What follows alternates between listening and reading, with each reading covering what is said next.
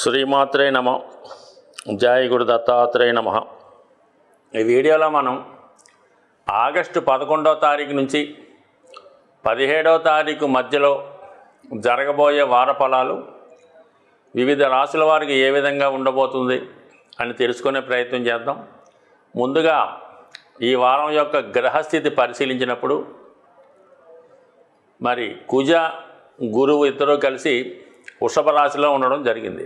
అంటే ఒక విధంగా 1, 9 స్థానాధిపతులు ధనస్థానంలో సంచరించడం వల్ల, అంటే ఇది సహజ రాశి చక్రంలో వృషభం ధనస్థానం కాబట్టి అక్కడ ఈ కుజ గురువులు కలియడం వల్ల ఆర్థిక పరంగా అందరికీ స్థితి అనుకూలంగా ఉంటుంది. అంటే మనీ రొటేషన్ చాలా ఎక్కువగా పెరుగుతూ ఉంటుంది. ఎక్కువగా కుటుంబంలో శుభకార్యాలు లాంటివి జరగడానికి ఈ గ్రహస్థితి అనుకూలిస్తూ ఉంటుంది. చతుర్థ స్థానంలో రవి, కర్కాటక రాశి యందు రవి ఉండడం అన్నది ఒక విధంగా ఇది ఒక యోగం. సహజ పంచమాధిపతి అయినటువంటి రవి చతుర్థ స్థానంలో సంచరించడం అనేది ఒక ధనయోగం లాంటిది ఏర్పడింది. అంటే ప్రభుత్వ అధికారులకు ఇది అనుకూలంగా ఉంటుంది. ప్రభుత్వ సహకారం లభిస్తూ ఉంటుంది. 5వ స్థానంలో బుధ శుక్రులు ఉండడం వల్ల స్త్రీలకు అనుకూలంగా ఉంటుంది. అంటే స్త్రీలకి విద్యా సంబంధించిన విషయాలు, వివాహ సంబంధించిన విషయాలు కామన్గా అందరి మీద ఈ ప్రభావం చూపుతూ ఉంటుంది.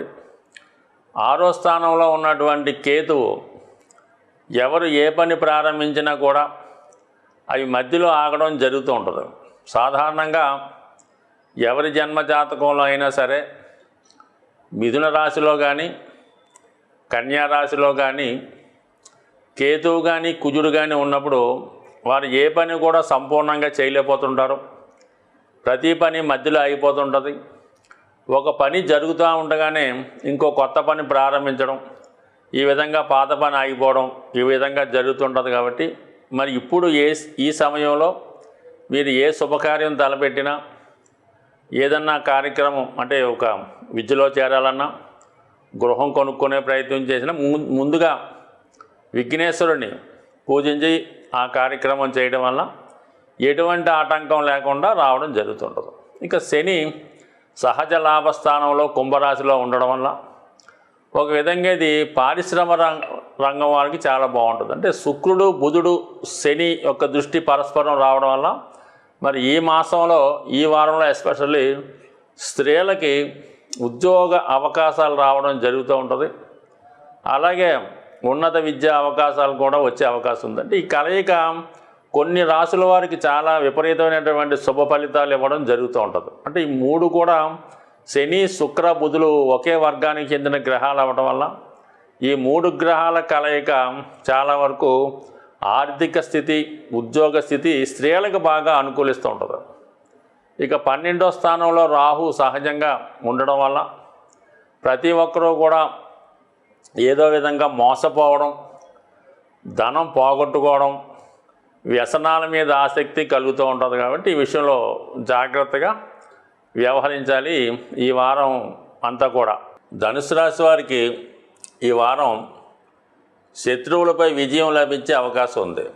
ఏవైనా ఆర్థిక లావాదేవీలు ఉన్నా, కోర్టు సమస్యలు ఉన్నా వాటి నుంచి కంప్లీట్గా పరిష్కారం దొరికే అవకాశం ఉంది.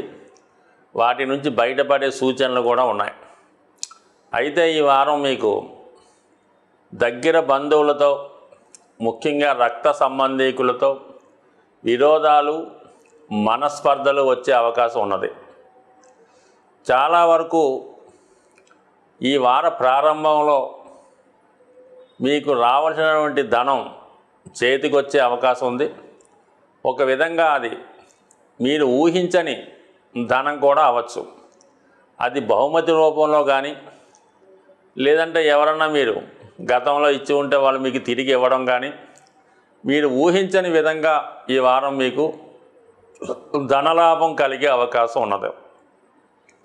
ఈ రాశిలో ఉన్నటువంటి స్త్రీలకి చాలా వరకు ఉన్నత ఉపాధి అవకాశాలు కానీ, విద్యా అవకాశాలు కానీ సంపూర్ణంగా వచ్చే అవకాశం ఉంది. ముఖ్యంగా ఉన్నత విద్య కొరకు ప్రయత్నం చేస్తున్న వారికి కానీ, ప్రభుత్వ ఉద్యోగం కొరకు ప్రయత్నం చేస్తున్న వారికి ఒక విధమైనటువంటి మార్గం ఏర్పడే అవకాశం ఉంది.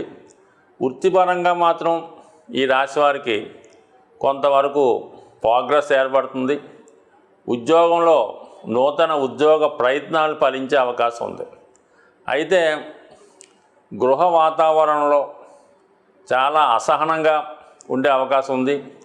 మీకు తెలియకుండానే కొన్ని విషయాలు మీ ప్రమేయం లేకుండా మీ కుటుంబంలో జరిగే అవకాశాలు ఉన్నాయి. చాలా వరకు దాంట్లో మీరు ఇన్వాల్వ్ కాకుండా ఉండడమే చాలా వరకు మంచిది. అయితే ఏదైనా ముఖ్యమైనటువంటి స్థిరాస్తి అమ్మే ప్రయత్నం ఒకటి జరుగుతుంది. దాని స్థానంలో వేరే చోట మంచి ప్రాపర్టీగా స్థిరాస్తో ఇల్లు గృహం కొనుక్కునే సూచనలు కూడా ఉన్నాయి.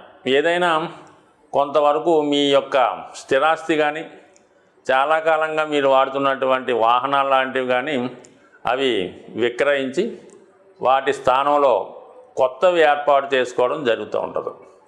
సో వివాహ సంబంధించిన విషయాల్లో చాలా అనూహ్యంగా మీకు ఒక గొప్ప వివాహ సంబంధం పెద్దింటి సంబంధం వచ్చి కుదిరే అవకాశం ఉంది. అలాగే వివాహం కుదిరి కూడా అది వివాహం జరగడానికి కొంతకాలం పాటు ఆలస్యం అవడం కానీ ఆల్రెడీ కుదుర్చుకున్నటువంటి వివాహం ఏదో కారణం వల్ల వాయిదా పడడం కానీ జరిగే సూచనలు ఉన్నాయి. కాబట్టి సో ఏదైనా మంచి విషయం అన్నది సాధారణంగా జరిగినప్పుడు కూడా మరి శని ప్రభావం వల్ల పనులు ఆలస్యం అవుతుంటాయి.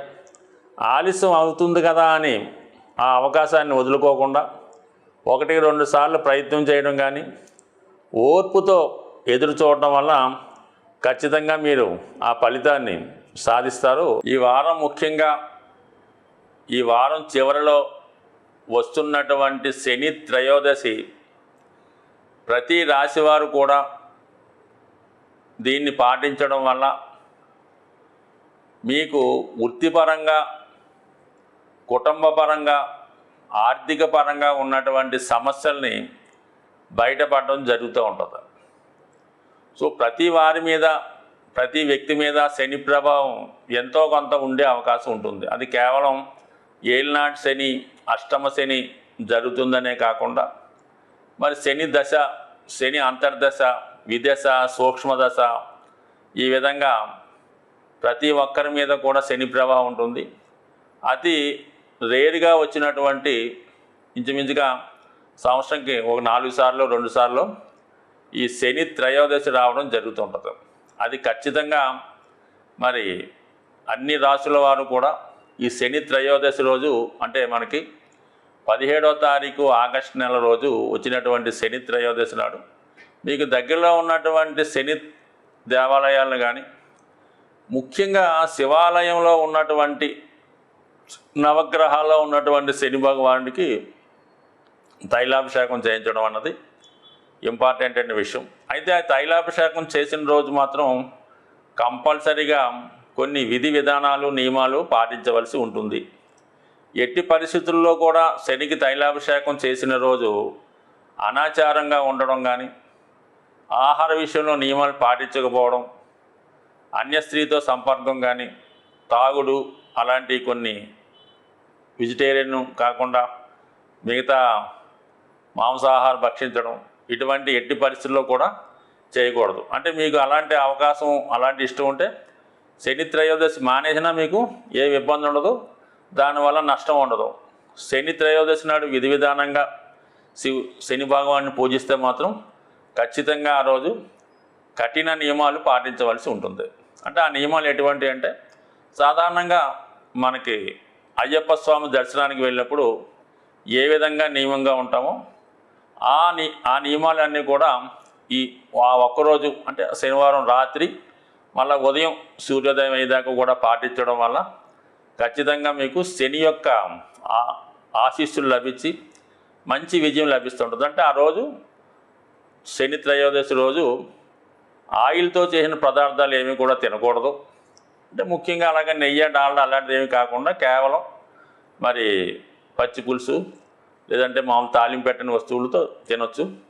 వీలైతే గడపగలిగితే ఆ రోజంతా కూడా ఈ ఫలాలు లేదంటే ఈ ద్రవ ఆహారం లాంటివి ఏదో ఫ్రూట్ జ్యూస్ లాంటివి తీసుకొని ఆ ఒక్కరోజు కింద భూసైనం అంటే కింద ఒక ఏదో చలగాడ చాప వేసుకొని ఆ ఒక్కరోజు దూరంగా విడిగా పడుకోవడం వల్ల కంపల్సరీగా మీకు శనిగ్రహ అనుగ్రహం లభిస్తుంది. వీలైతే ఆ రోజు మరి విష్ణు సహస్రనామం కానీ, హనుమాన్ చాలీసా కానీ, శని అష్టోత్తర శతనామాలు కానీ, శివుడికి సంబంధించి ఏదైనా చేసుకోవచ్చు.